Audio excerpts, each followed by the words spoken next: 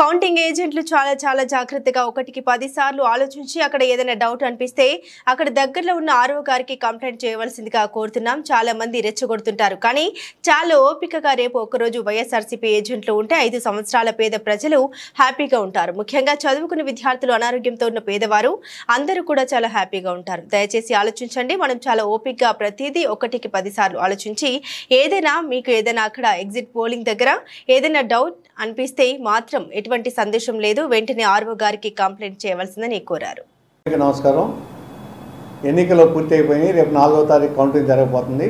మన వైఎస్ఆర్ కాంగ్రెస్ పార్టీ తరఫున కౌంటింగ్ ఏజెంట్గా వెళ్తున్న మీ అందరికీ ముందుగా శుభాకాంక్షలు, అభినందనలు. ఆ రోజు 4వ తారీఖు ఉదయం 6 గంటలకల్లా మీరు కౌంటింగ్ హాల్కి వెళ్ళాలి. అయితే మీరు వెళ్ళేటప్పుడు మీకు ఇచ్చిన ప్రభుత్వం నుంచి వచ్చిన ఐడి కార్డు, అలాగే 17C పేపర్లు, చిన్న టేబుల్ నోట్బుక్, వైట్ పేపర్లు, పెన్ను, పెన్సిలు, ఎరేజరు, అట్లాగే రాసుకోవడానికి చిన్న క్యాల్కులేటరు, ఇవన్నీ మీరు పట్టుకెళ్ళచ్చు. అవి పట్టుకెళ్ళడానికి అనుమతి ఉంది.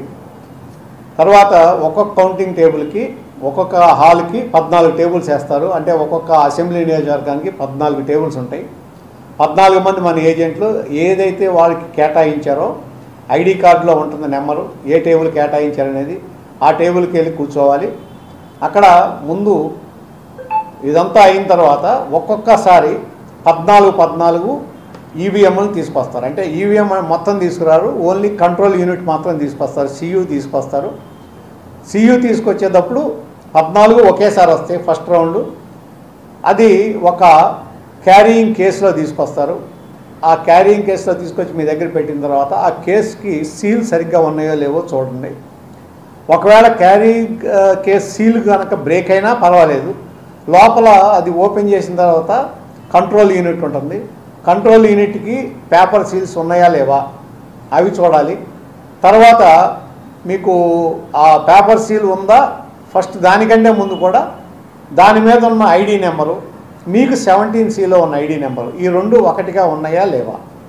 ఈ రెండు ఒకటిగా ఉంటే తర్వాత ప్రొసీడ్ అవ్వచ్చు. ఒకవేళ ఆ నెంబర్కి మీ దగ్గర ఉన్న నెంబర్కి తేడా వస్తే మీరు ఆర్ఓ కంప్లైంట్ చేయొచ్చు. లేకపోతే అక్కడ అబ్జర్వర్ ఉంటారు, అబ్జర్వర్కి మీరు కంప్లైంట్ చేయొచ్చు.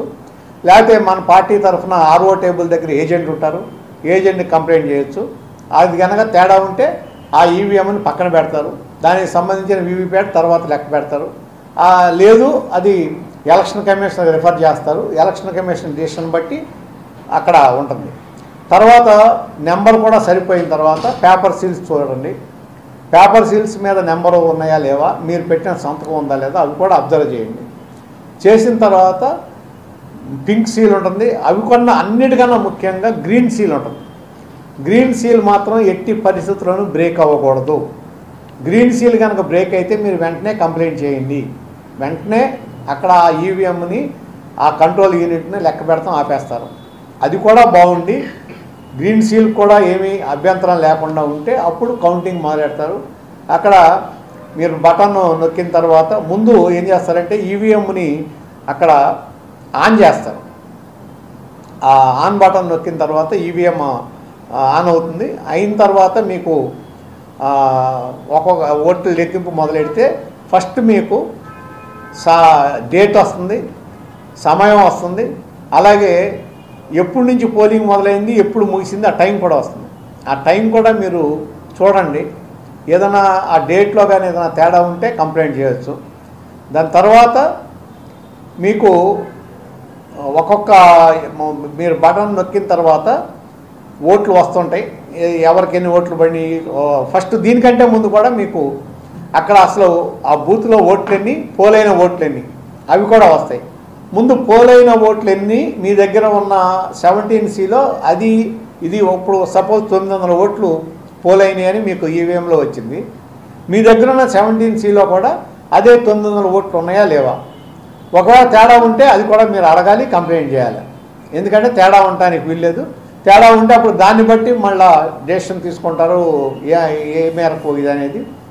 తర్వాత కొన్నిట్లో మాక్ పోల్ చేసి క్లియర్ చేయకుండా ఉన్నప్పుడు క్లియర్ చేసి దాంట్లో స్లిప్పులు తీసేయాలి. కొంతమంది చేయరు.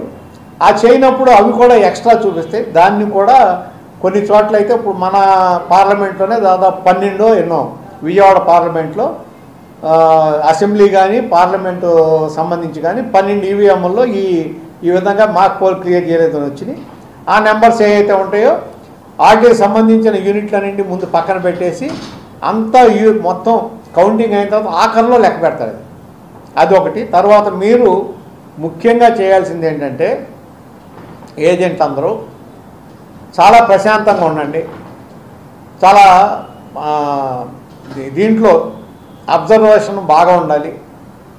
ఏమి ఓట్లు పడుతున్నాయి, మనకెన్ని పడినాయో కాదు, ప్రత్యర్థికి ఎన్ని పడినాయో చూడాలి, మిగిలిన పార్టీలకు ఎన్ని పడినాయో చూడాలి. ఒక్కొక్కసారి ఏమవుతుందంటే కూడికల్లో అటు ఇటు వేసి వేయచ్చు. అందుకని వైఎస్ఆర్సీపీకి ఎన్ని పడినాయి, అలాగే టీడీపీనా కూటమా వాళ్ళకి ఎన్ని పడినాయి, మిగిలిన ఇండిపెండెంట్కి ఎన్ని పడినాయి అన్నీ కలిపిన తర్వాత ఆ మొత్తం లేకపోతే మీకు ఈవీఎంల్లో పోలైన ఓట్లు సరిపోతున్నాయా సరిపోవట్లేదా, సరిపోకపోతే కంప్లైంట్ చేయాలి. సరిపోయిందనుకోండి అప్పుడు మొత్తం అన్నీ క్లియర్గా ఉన్నాయి అనుకున్నప్పుడు మీకు 17C Part 2 ఫిలప్ చేసి అక్కడ ఉన్న మైక్రో అబ్జర్వర్ అక్కడ ఉన్న పోలింగ్ సూపర్వైజర్ ఉంటాడు, ఆ సూపర్వైజర్ అదే కౌంటింగ్ సూపర్వైజర్ ఉంటాడు.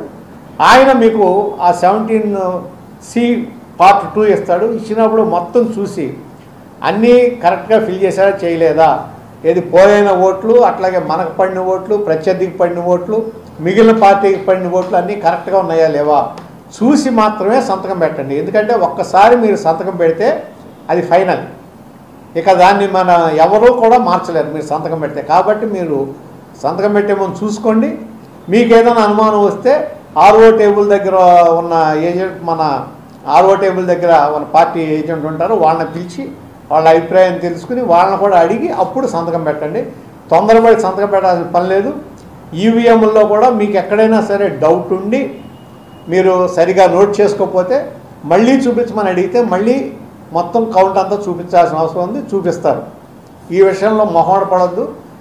ఏదైనా తేడా ఉంది అనుకుంటే అడగండి, మళ్ళీ చూడండి, మళ్ళీ నోట్ చేసుకోండి. ఇలా మొత్తం ఈ విధంగా 14 ఈవీఎంలు అయిన తర్వాత ఒక రౌండ్ అవుతుంది. మీ దగ్గర తీసుకున్న 17C Part 2 మొత్తం ఆర్ఓ టేబుల్ దగ్గరికి వెళ్తుంది. ఆర్ఓ టేబుల్ దగ్గర అవన్నీ చూసి మొత్తం కౌంట్ చేసి అప్పుడు ఒక బోర్డు మీద వేస్తారు. అప్పుడు ఒక రౌండ్ పూర్తయినట్టు. ఇలా ఈ మొత్తం మీకు అసెంబ్లీ సెగ్మెంట్కి సంబంధించి బూత్లు అయ్యే వరకు రౌండ్లు అవుతాయి. అప్పుడు వరకు ఓపికగా ఉండండి. ఎక్కడా కూడా మీరు డిస్టర్బ్ అవ్వద్దు. అవతల వాళ్ళ మీద మీరు వాళ్ళు ఏదో రెచ్చగొట్టినా రెచ్చిపోవద్దు. ప్రశాంతంగా ఉండండి. అబ్జర్వేషన్ పెట్టుకోండి. నేను చెప్పినవన్నీ ఎక్కడైనా సరే ఈవీఎంలు ఈ కంట్రోల్ యూనిట్ నెంబర్ తేడా ఉన్నా లేకపోతే ఫస్ట్ నెంబర్ తేడా ఉన్నా మీరు కంప్లైంట్ చేయొచ్చు, దాన్ని ఆపించవచ్చు. గ్రీన్ సీల్ బ్రేక్ అయితే ఖచ్చితంగా కంప్లైంట్ చేయాలా. తర్వాత అన్నీ కరెక్ట్గా నోట్ చేసుకోవాలి, ఏ ఓట్లు ఎన్ని పడినాయి అనేది. దీనికంటే ముందు కూడా మీరు పోలైన ఓట్లు ఈవీఎంలో చూపించినాయి, అట్లాగే మీకు మీ దగ్గర ఉన్న 17C ఓట్లు ఒకటిగానే ఉండాలి. తేడా ఉంటే మీరు మళ్ళీ కంప్లైంట్ చేయొచ్చు. అంతా సవ్యంగా జరుగుతుందని ఆశిస్తూ మీ అందరికీ అభినందనలు.